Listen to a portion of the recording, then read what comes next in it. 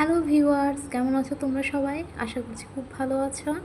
তো আজকের দুপুরের মেনুতে কি কি ছিল সেটাই তোমাদের সাথে শেয়ার করতে এসেছি।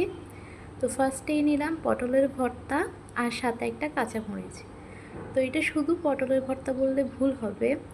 এখানে অল্প বাদাম আর কিছু কুচনো নারকেল দেওয়া হয়েছে, আর সাথে পেঁয়াজ কাঁচামরিচ তো আছেই।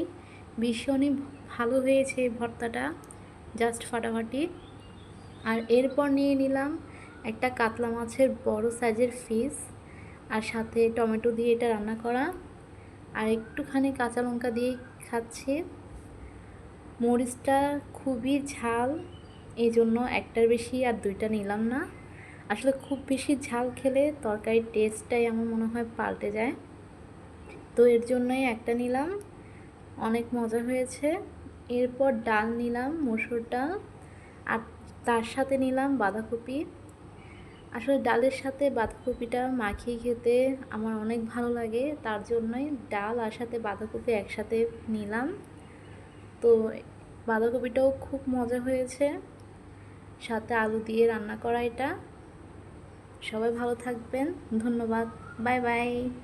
আর অবশ্যই সবাই আমাকে সাপোর্ট করবেন, তাহলে আমি আরও নতুন নতুন ভিডিও বানানোর খুব উৎসাহ পাবো।